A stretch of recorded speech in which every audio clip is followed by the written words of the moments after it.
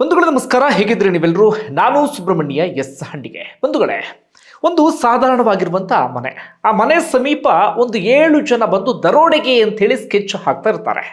ಅವರ ಚಲನವಲನ ಅನುಮಾನಾಸ್ಪದ ರೀತಿಯಲ್ಲಿ ಓಡಾಡ್ತಾ ಇರೋದು ಇದೆಲ್ಲವನ್ನು ಕೂಡ ನೋಡಿದಂತಹ ಜನ ಇವರು ಯಾಕೋ ಬೇರೆ ಪ್ಲಾನ್ ಮಾಡ್ಕೊಂಡು ಬಂದಿದ್ದಾರೆ ಎನ್ನುವಂಥ ಕಾರಣಕ್ಕಾಗಿ ಪೊಲೀಸರಿಗೆ ಒಂದು ಮಾಹಿತಿಯನ್ನು ಕೊಡ್ತಾರೆ. ನೋಡಿ ಸ್ವಾಮಿ, ಹೀಗೆ ಯಾಕೋ ಅನುಮಾನಾಸ್ಪದ ಓಡಾಡ್ತಾ ಇದ್ದಾರೆ, ಇವರೇನೋ ಸ್ಕೆಚ್ ಹಾಕುವ ರೀತಿಯಲ್ಲಿ ಕಾಣಿಸ್ತಾ ಇದೆ ಅಂತ ಹೇಳಿ ಪೊಲೀಸರು ಕೂಡ ಬರ್ತಾರೆ. ಪೊಲೀಸರು ಬಂದಾಗ ಪೊಲೀಸರಿಗೂ ಕೂಡ ಇವ್ರ ಮೇಲೆ ಅನುಮಾನ ಬರುತ್ತೆ. ಆ ಕಾರಣಕ್ಕಾಗಿ 7 ಜನರನ್ನ ಪೊಲೀಸರು ಅರೆಸ್ಟ್ ಮಾಡ್ತಾರೆ.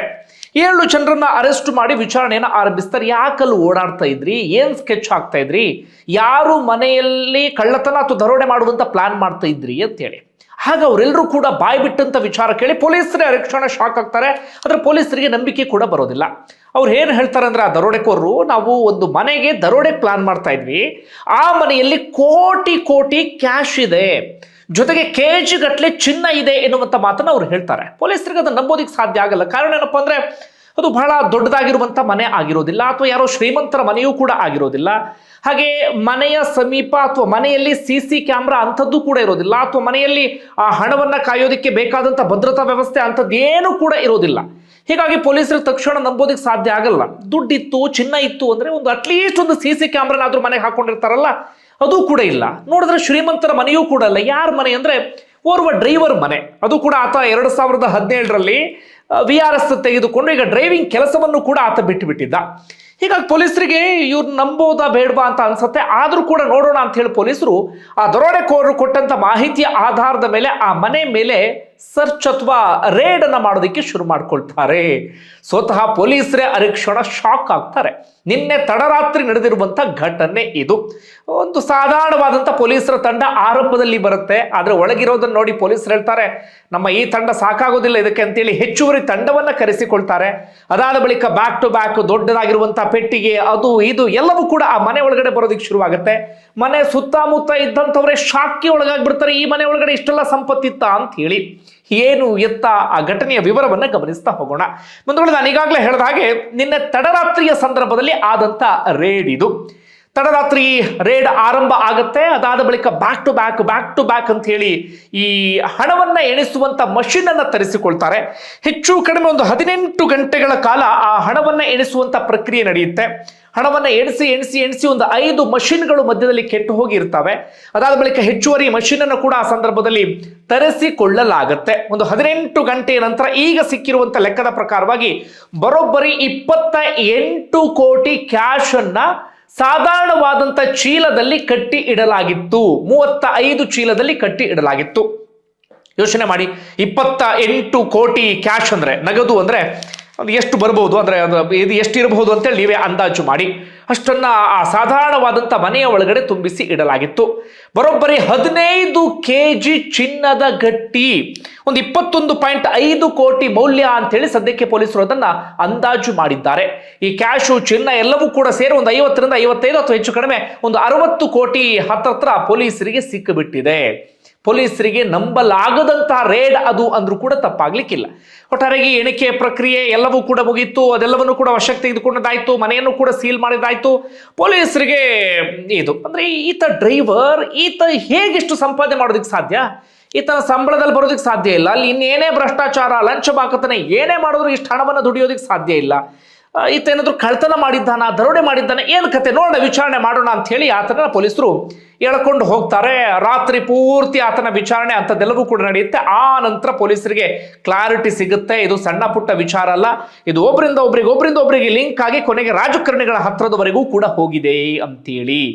ಏನು ಎತ್ತ ಯಾರ ಸಂಪರ್ಕ ಎನ್ನುವಂತ ವಿಚಾರವನ್ನು ಗಮನಿಸೋದಾದ್ರೆ, ಬಂಧುಗಳೇ, ಇದು ಪಶ್ಚಿಮ ಬಂಗಾಳದ ಘಟನೆ. ಇದು ಪಶ್ಚಿಮ ಬಂಗಾಳದ ಬೀರ್ಭೂಮ್ ಎನ್ನುವಂತ ಜಿಲ್ಲೆ. ಅದು ಮೊಹಮ್ಮದ್ ಬಜಾರ್ ಎನ್ನುವಂತ ಒಂದು ಪ್ರದೇಶ. ಅದು ಅಲ್ಲಿ ಮಿನರ್ ಮೊಂಡಲ್ ಎನ್ನುವಂತ ಈ ಡ್ರೈವರ್ ಮನೆಯಲ್ಲಿ ಸಿಕ್ಕಂತ ಹಣ ಇದು. ಈತ ಸಾರಿಗೆ ಇಲಾಖೆಯಲ್ಲಿ ಕೆಲಸಕ್ಕೆ ಇದ್ದಂಥವನು. ಅದಾದ ಬಳಿಕ ಈತ 2017ರಲ್ಲಿ VRS ಅನ್ನು ತೆಗೆದುಕೊಂಡಿದ್ದ. ಅದಾದ ನಂತರ ತನ್ನ ಬಾಮೈದನ ಜೊತೆಗೆ ಕೆಲಸವನ್ನ ಮಾಡ್ತಾ ಇದ್ದ. ಬಾಮೈದನ ಹೆಸರು ತುಳು ಮೊಂಡಲ್ ಅಂತ ಹೇಳಿ.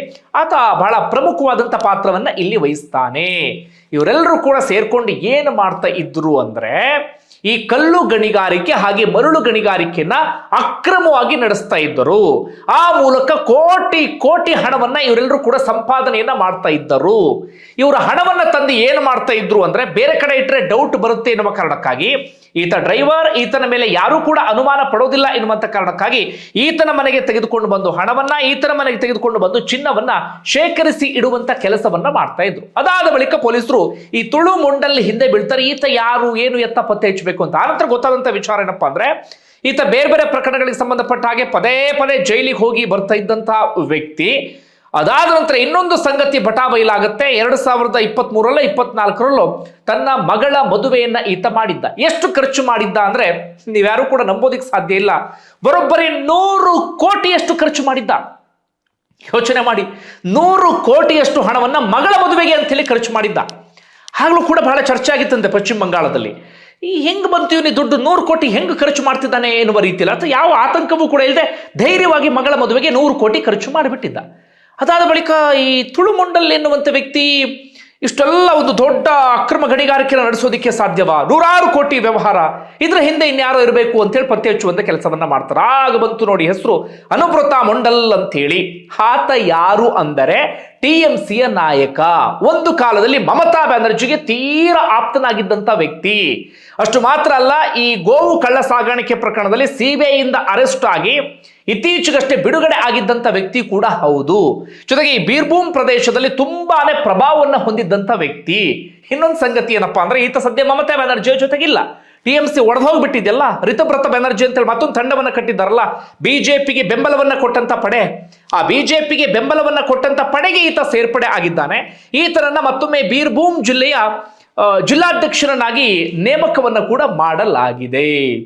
ಈ ಅನುಬ್ರತ ಮುಂಡಲ್ ಈತ ಪ್ರಮುಖವಾದಂತ ರಾಜಕೀಯ ಮುಖಂಡ. ತನ್ನ ಪ್ರಭಾವವನ್ನು ಬಳಸಿ, ತನ್ನ ಇನ್ಫ್ಲೂಯೆನ್ಸ್ ಅನ್ನ ಬಳಸಿ ಈ ಅಕ್ರಮವಾದಂತ ಆಸ್ತಿಯನ್ನ ಸಂಪಾದನೆ ಮಾಡ್ತಾ ಇದ್ದ. ಈ ಸಾರ್ವಜನಿಕ ಆಸ್ತಿಯನ್ನ ದೋಚುವಂತ ಕೆಲಸ, ಅಥವಾ ಈ ಕಲ್ಲು ಗಣಿಗಾರಿಕೆ, ಮರಳು ಗಣಿಗಾರಿಕೆ, ಮನಸ್ಸಿಗೆ ಬಂದಾಗ ಏನೇನು ಅಕ್ರಮವನ್ನ ಮಾಡೋದಕ್ಕೆ ಸಾಧ್ಯವೋ, ಈ ನೈಸರ್ಗಿಕ ಸಂಪತ್ತನ್ನ ಎಷ್ಟು ದೋಚೋದಕ್ಕೆ ಸಾಧ್ಯವೋ ಎಲ್ಲವನ್ನು ಕೂಡ ಈತ ದೋಚುವಂತ ಕೆಲಸವನ್ನ ಮಾಡ್ತಾ ಇದ್ದ.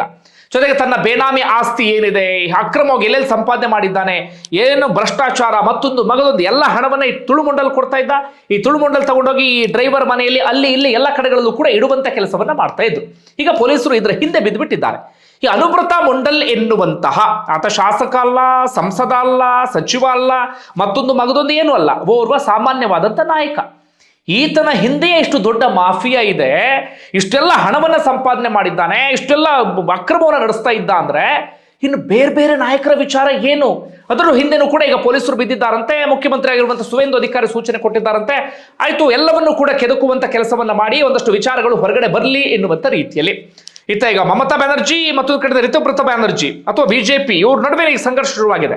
ಈ ಮಮತಾ ಬ್ಯಾನರ್ಜಿ ಪಡೆ ಹೇಳ್ತಾ ಇರೋದು ಈತ ಈಗ ನಮ್ಮ ಪಕ್ಷದಲ್ಲಿ ಇಲ್ಲ, ಒಬ್ಬ ರೆಬಲ್ ಆಗಿ ಬೇರೆ ಕಡೆ ಇದ್ದಾರಂತ. ಅವ್ರು ಹೇಳ್ತಾ ಇರೋದು ಈಗ ನಮ್ಮ ಕಡೆ ಸೇರ್ಪಡೆ ಆಗಿರಬಹುದು, ಆದ್ರೆ ಮುಂಚೆ ಇದ್ದವರು ನಿಮ್ಮಲ್ಲಿ ಇದ್ರಲ್ಲ ಅಂತ ಹೇಳಿ. ನಾನು ಆ ಕಾರಣಕ್ಕಾಗಿ ಹೇಳೋದು ಪಶ್ಚಿಮ ಬಂಗಾಳದ ರಾಜಕಾರಣದ ವಿಶೇಷತೆ ಏನು ಅಂದ್ರೆ ಅದೇ ಅಲ್ಲಿನ ವಿಶೇಷತೆ. ಅಲ್ಲಿ ಹೆಂಗೆ ಅಂದ್ರೆ ಪಕ್ಷ ಬೇರೆ ಬೇರೆ, ಇವರೆಲ್ಲರೂ ಕೂಡ ಅವರೇ. ಈಗ ಮುಂಚೆಯಲ್ಲಿ ಕಮ್ಯುನಿಸ್ಟರು ಆಡಳಿತವನ್ನು ನಡೆಸ್ತಾ ಇದ್ರು. ಅದಾದ ಬಳಿಕ ಕಮ್ಯುನಿಸ್ಟರು ಪತನ ಆಗುವಂತಹ ಸಂದರ್ಭದಲ್ಲಿ TMC ಉದ್ಭವ ಆಗುವ ಸಂದರ್ಭದಲ್ಲಿ ಕಮ್ಯುನಿಸ್ಟ್ ಪಾರ್ಟಿಯಲ್ಲಿದ್ದಂಥವ್ರೆ TMCಗೆ ಹೋಗ್ಬಿಟ್ರು. ಅಲ್ಲಿ ಯಾರ್ಯಾರು ಕಳ್ಳರು, ಸುಳ್ಳು, ಭ್ರಷ್ಟರು ಅಂತ ಕರ್ಸ್ಕೊಳ್ತಿದ್ರು ಅವರೆಲ್ಲರೂ ಕೂಡ TMCಗೆ ಬಂದ್ಬಿಟ್ರು. ಈಗ TMC ಪತನ ಆಗಿ ಬಿಜೆಪಿ ಮೇಲ್ಗಡೆ ಬರುವ ಸಂದರ್ಭದಲ್ಲಿ ಇಲ್ಲಿ ಯಾರ್ಯಾರು ಕಳ್ಳರು, ಸುಳ್ಳು, ಭ್ರಷ್ಟರು ಅಂತ ಕರ್ಸ್ಕೊಳ್ತಿದ್ರು ಅವರೆಲ್ಲರೂ ಕೂಡ ಇದೀಗ ಬಿಜೆಪಿಗೆ ಹೋಗೋದಕ್ಕೆ ಶುರುವಾಗಿದ್ದಾರೆ. ಈ ಮುಖ್ಯಮಂತ್ರಿ ಆಗಿರುವಂತಹ ಸುವೇಂದು ಅಧಿಕಾರಿ ಹಿನ್ನೆಲೆಯನ್ನು ಬಹಳ ಅದ್ಭುತವಾಗಿದೆಯಾ? ಇಲ್ಲ. ಮಮತಾ ಬ್ಯಾನರ್ಜಿ ಅತ್ಯಾಪ್ತ ಸುವೇಂದು ಅಧಿಕಾರಿ, ಮಮತಾ ಬ್ಯಾನರ್ಜಿ ಜೊತೆಗೆ ಬೆಳೆದು ಬಂದಂತ ನಾಯಕ. ಜೊತೆಗೆ ನಾರದ ಸ್ಟ್ರಿಂಗ್ ಆಪರೇಷನ್ ಪ್ರಕರಣ ಅಂತ ನೀವು ಕೇಳಿರ್ಬೋದು.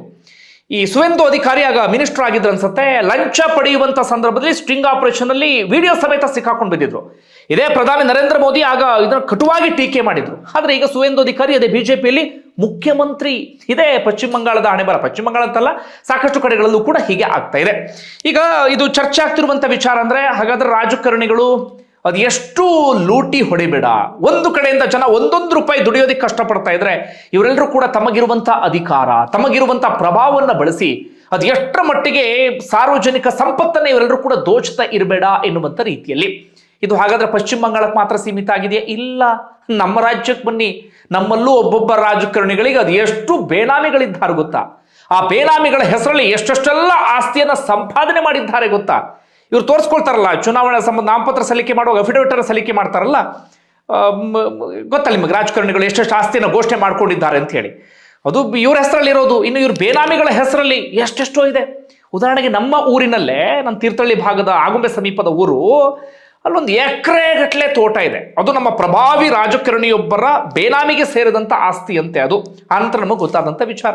ಇದು ನಮ್ಮ ದೇಶದ ಕತೆ. ಇದನ್ನು ಬದಲಿಸೋಕೆ ಸಾಧ್ಯನಾ? ಸಾಧ್ಯವೇ ಇಲ್ಲ.